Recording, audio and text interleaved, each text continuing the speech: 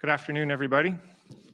It's Dirk Huyer speaking, a task force member, and also I have the additional honor of being a work stream lead for the clinical guidance and surveillance work stream reporting into the task force. And I'm joined with well-known Dr. Barbara Yaffe, and then I'd like to introduce Dr. Smith, who's over my shoulder on a TV. Dr. Smith is in London, Ontario, and he has kindly joined us to take us through the ethical framework. Dr. Smith, Maxwell Smith, is a bioethicist and assistant professor in the Faculty of Health Sciences at Western University. He is a consulting clinical bioethicist at Sunnybrook Health Sciences Centre, and he also is an assistant professor at University of Toronto. He does have specific and area of expertise and research interest in public health ethics, with a specific focus on ethical dimensions in the pursuit of health equity. He is a member of the COVID-19 vaccine distribution task force, and he is also working directly together with me as the co-chair of the prioritization subgroup work stream, which also reports up to the task force. It's an honor to be working together with Dr. Smith, and it's always a pleasure to be, and an honor to be with Dr. Yaffe again. And we haven't been together for a while, so happy to be here together. And I'm going to pass over to Dr. Smith, who's going to take you through the ethical framework, which has been prepared with input from many, and the task force has adopted and shared, and we are releasing this publicly, and will be available for people to review, and will guide us through the next number of months. Dr. Smith. Thanks very much, Dr. Huyer. So, as Dr. Huyer mentioned, the task force has committed to using an ethical framework to best ensure that our vaccine distribution and prioritization recommendations are of the highest ethical quality. Now, I think it's important to note at the outset that ethical frameworks themselves don't necessarily directly provide answers, such as which groups to prioritize for vaccination, but rather they articulate a set of ethical considerations and ethical commitments that will guide our recommendations and decisions in the coming weeks and months.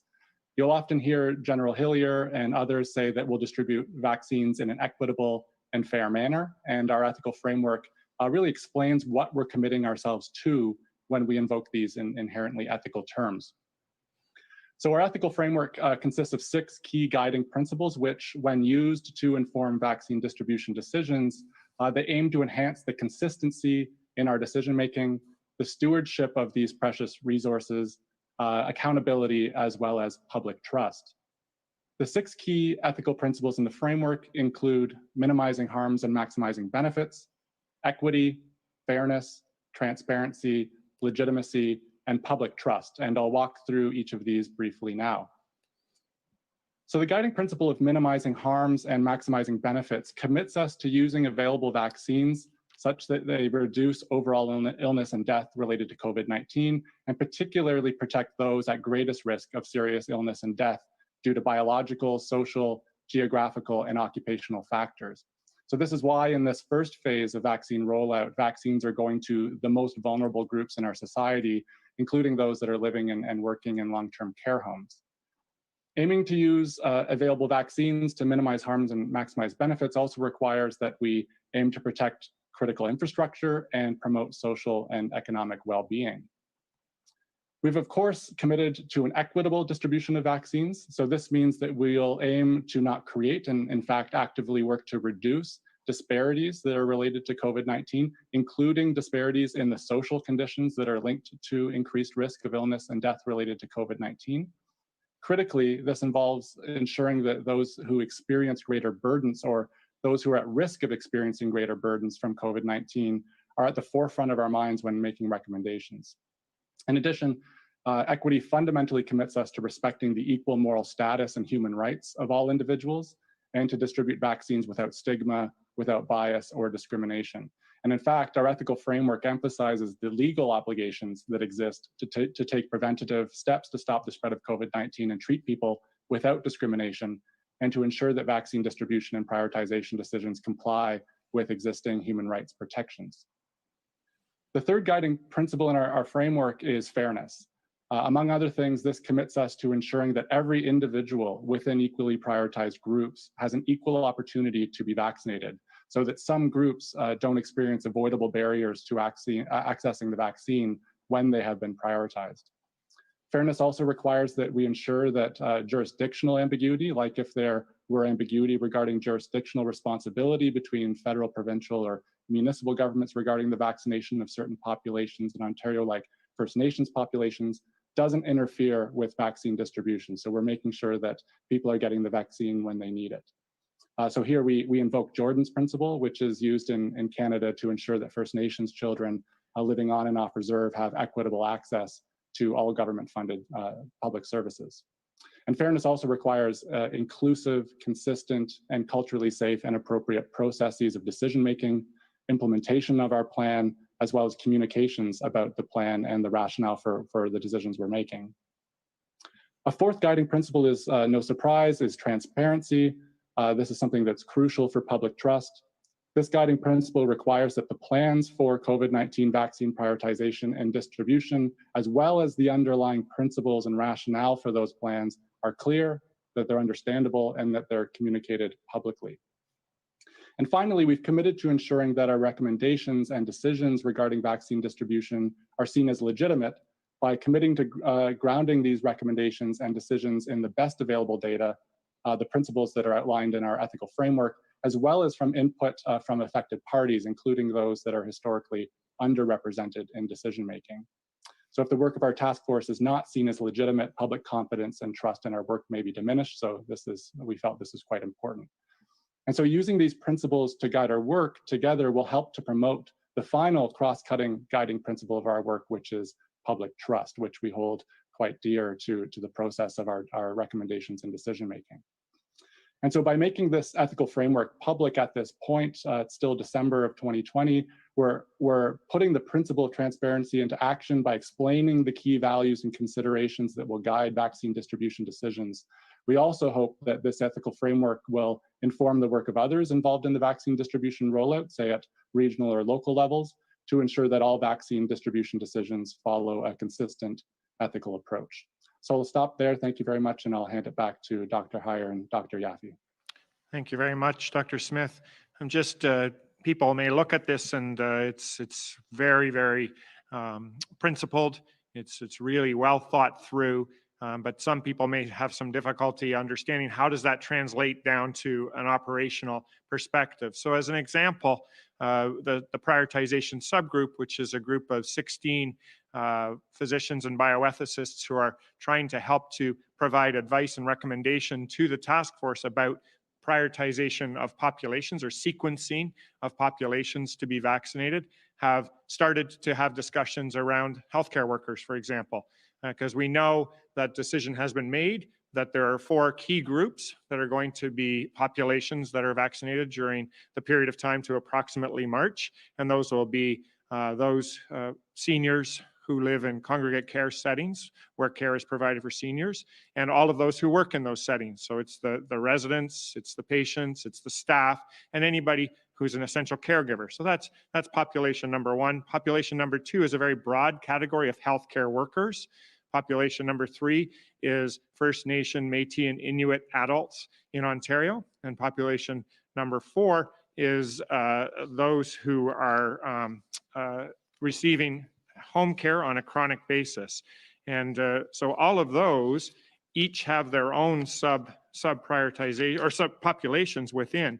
And so we've done some early work to talk through developing a matrix which is applied to, for example, healthcare workers in hospitals, where we look at 3 things, which is the exposure risk, the transmission risk, and then the criticality. So how critical is that service to ensuring that there's effective healthcare resources? And so that will be applied and worked through to help to sequence populations within the healthcare field over the first phase of immunization. For example, paramedics, where would they fit in to that first phase, which is the phase that will occur over the first three months? And similarly, where would family doctors and primary care physicians fit in? Not to tell you where those will be, but those are topics because we're still figuring those things out. But that's an example of how the prioritized risk guidance will be utilized to really define and provide a view into how vaccination will occur. Now, having said that, there's also significant consideration of logistics. So which vaccines are available?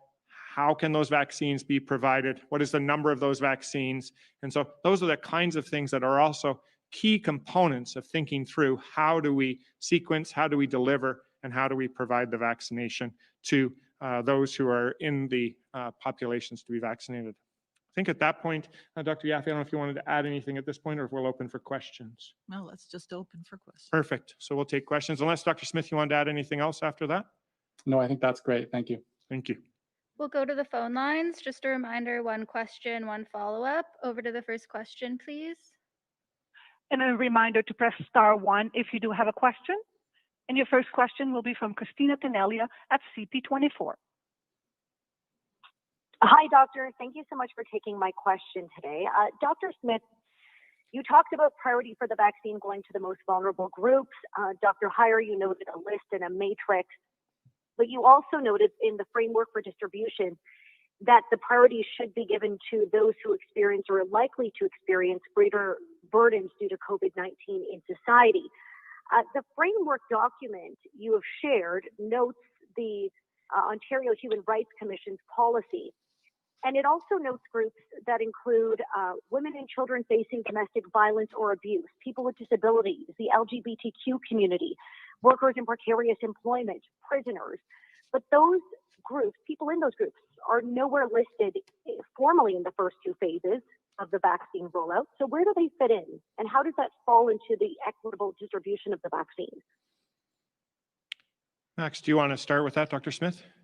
No, I'd be happy to. So I think you're pointing to something really important that we wanted to highlight in the ethical framework itself, which is to say that we want to protect those populations who are most at risk, but not just due to biological factors, but also due to social factors, to geographical factors, and occupational factors. And so we wanted to build in the thinking that we can think about those that are at risk for other reasons other than just being high risk biologically. So I think, and as well as human rights concerns and other considerations that you've raised, these are all the considerations that need to be weighed. It's not terribly straightforward identifying the exact populations that those point to, but absolutely those are the sorts of considerations that the ethical framework requires us to think through. And I think, Dr. Huyer can speak to this, but these are the sorts of things that will continue to inform those priority groups in phase 2. Yeah, absolutely. Thanks, Dr. Smith.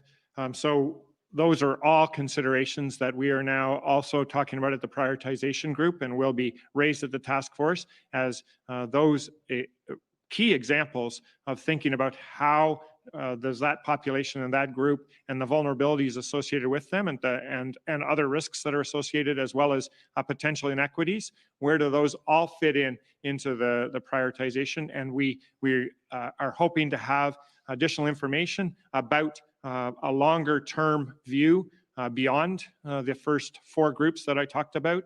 And we're working closely together with the task force and bring the sub-prioritization group to bring those to the task force in the next while. Follow up. Thank you very much. My next question is about what has been called immunization task force. Previously, Health Minister Christine Elliott noted that vaccination or proof of vaccination may be required per se for travel, to go to a movie theater. I'm wondering, Dr. Smith, is that ethical, number one? And number two, does your group have any evidence that there are any industries, the travel industry, the entertainment industry, that plan to enforce this in any way? So Dr. Smith, if you take the first part, I'll take the second part. Yeah, no, happy to. So I mean, the idea of having an immunity passport or some sort of certification of vaccination certainly raises a lot of different ethical considerations. One of those considerations, of course, is we want to make sure that we're identifying those that have been vaccinated for their first dose so that we can get them back for their second dose. It helps us to understand surveillance in terms of how much of the population actually has been vaccinated. But the extent to which that information would be used to limit services or other things, I think is an important question where you need to think about potential stigma and inequities that may emerge from that. And Dr. Huyer, you can speak to whether this question itself is within the remit of the task force work itself. Yeah, I can't speak to whether it will be within the task force right now. I'm not aware of specific reach out. I certainly haven't seen any, but I can't speak for the whole task force. So it's not been a topic that's come to our prioritization group. But having said that, exactly as Dr. Smith said, we do need to have a good understanding of the vaccine uptake, understanding who's had it, and have a perspective from a health point of view to understand the degree of immunity that may arise from the vaccine. So all of those things are important things for the moment to think through how effective and what are the next months into years as far as the vaccine goes. Next question. From Kelly Botello at CHCH News. Please go ahead. Good afternoon. Retired General Dirk Huyer said paramedics will have to wait until the spring for vaccines. Why aren't paramedics one of the first groups in line for vaccines like other essential healthcare workers? So a few minutes ago, I did comment that the paramedics are within the healthcare field and will be within the first phase, which is extending to about March. So that's the plan. I can't speak specifically to what General Huyer was saying, but from my perspective, what we also know is that in the first phase, we're going for the most vulnerable folks first, and those are the long-term care home staff, residents, retirement home staff and residents, recognizing assisted living where people are of greater vulnerability and all of the staff that are working there. And then as we move through the first phase, there will be multiple populations that will be vaccinated at the same time. So paramedics may come at a different point with other folks that are in the healthcare field. All of that work will happen to some extent by logistics, but paramedics are recognized as an area of healthcare and are recognized as an area that will be vaccinated within the first grouping. Follow up. Niagara Region has 35 paramedics self-isolating, which obviously puts a big strain on their service. Are situations like these taken into consideration when it comes to vaccine distribution? So we take a variety of things into consideration. What we look for, and talked about that a little bit earlier, which is exposure to COVID for the particular person who's working in that situation, or the patient or the resident, and then the potential for transmission, and then the criticality. So all of those factors are important factors. So it really is both from a provincial perspective, then within a population, so the population of paramedics, and then within the region.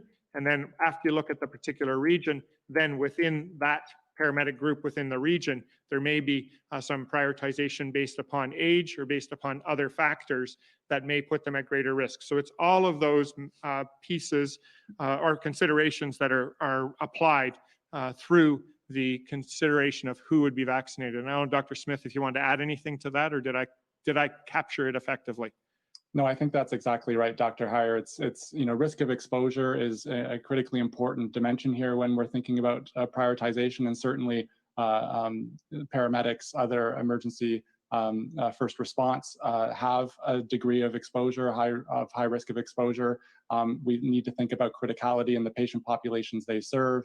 And then, as Dr. Huyer mentioned, wanting to make sure that we're targeting those groups in regions that are particularly burdened by COVID-19, so that we're getting right to those that need it most as quickly as possible.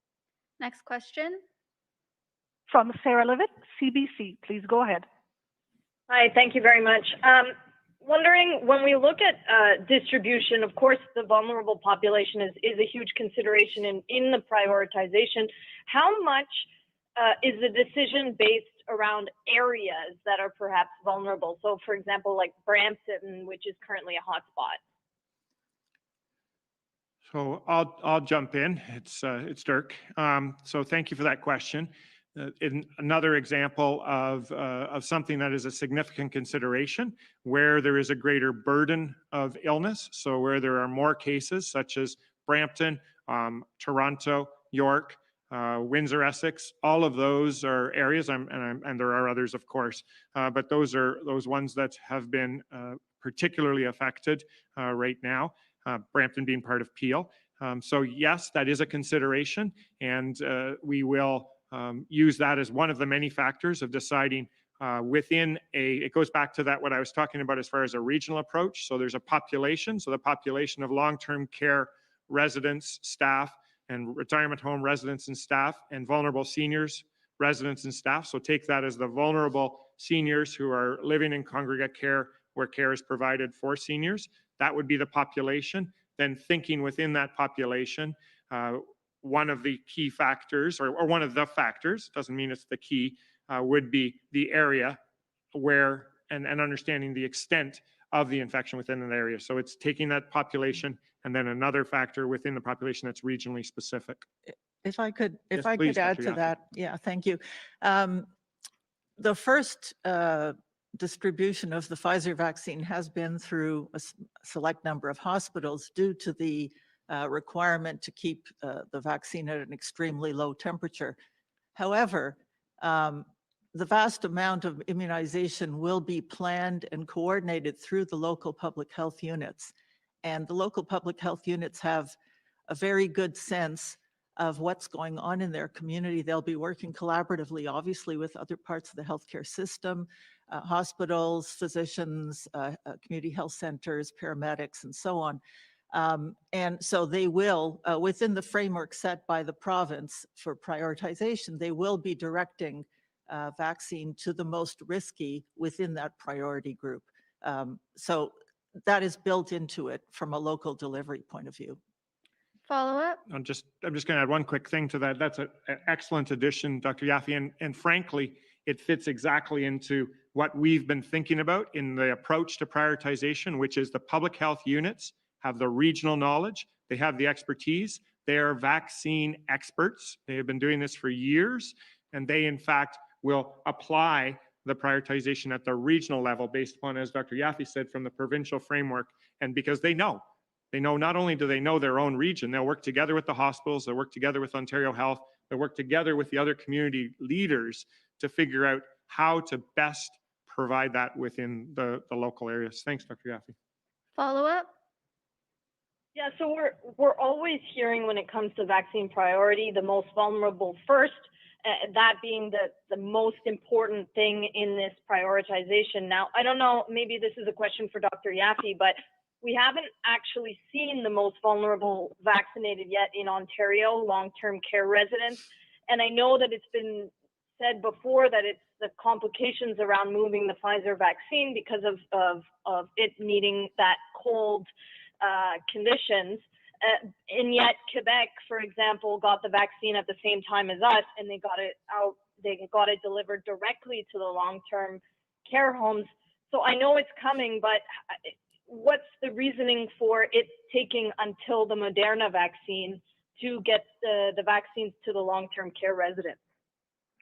We have started with the people who work in long-term care and essential caregivers, and the not only because of the Pfizer vaccine logistics around its storage and transportation, but also our experience has been that outbreaks in long-term care tend to be introduced by workers, obviously not for their own fault, but because they are people who live in the community. If they're in a community with a lot of transmission, they can then bring it into the facility. So one of the most important ways of reaching long-term care homes is through the workers to help prevent transmission into the home.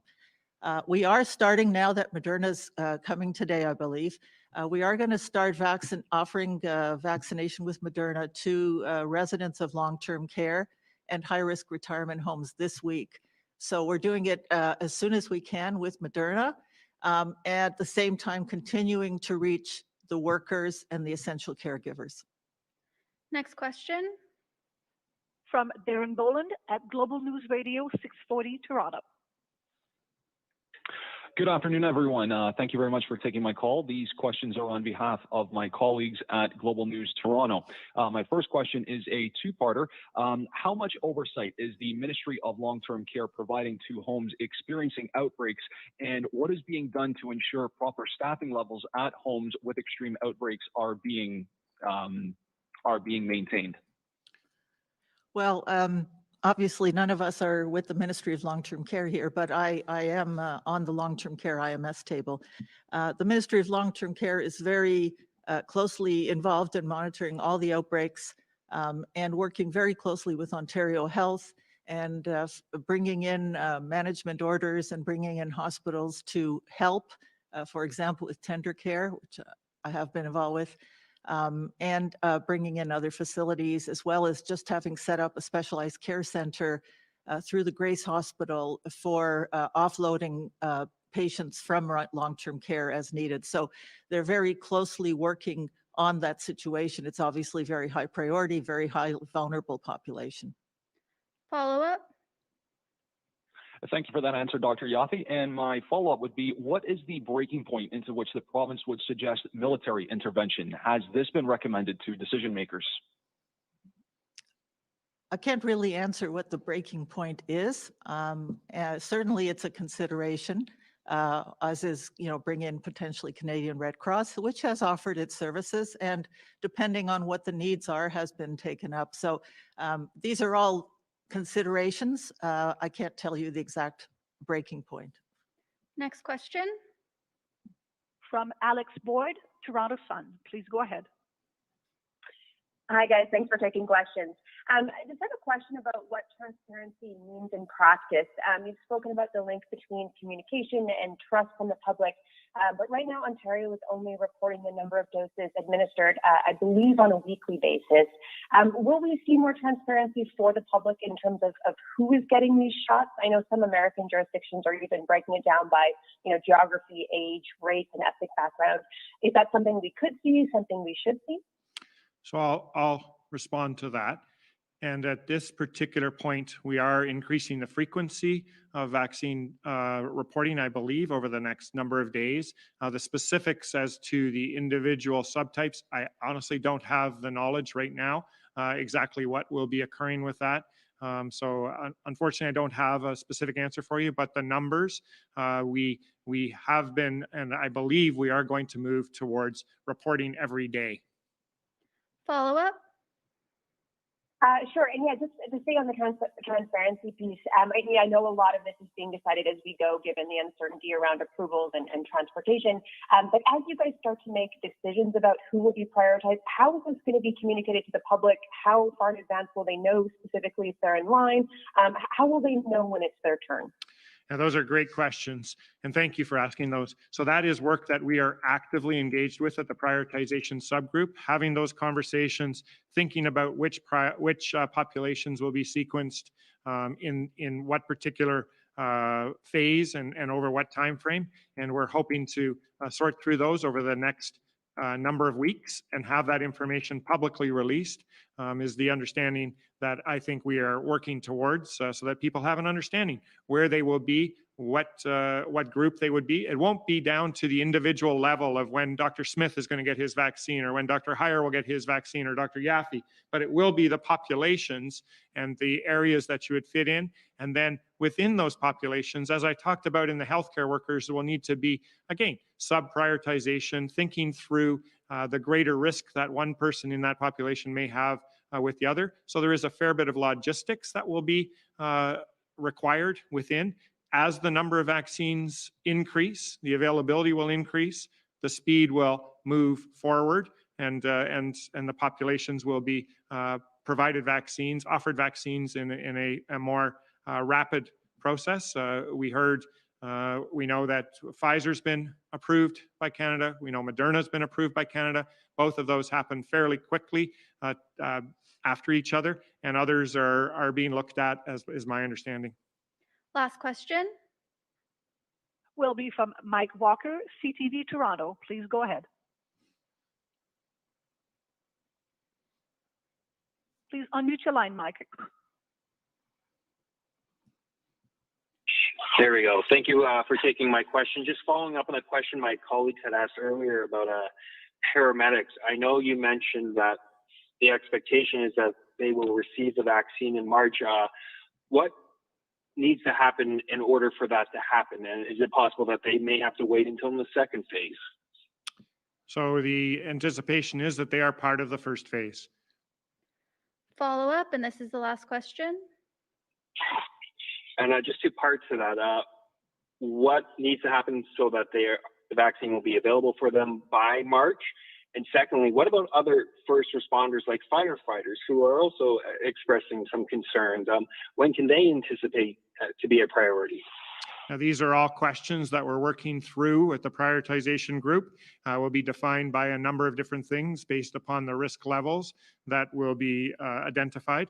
We have, in Ontario, identified 4 groups, and those 4 groups have been publicly released, and those are the ones that we are working together, all of us across the vaccine distribution and the vaccine administration areas, public health units, hospitals, many different professionals, to provide the vaccine in the most efficient and most equitable way over the first number of months. And healthcare workers were one of those groups that were included.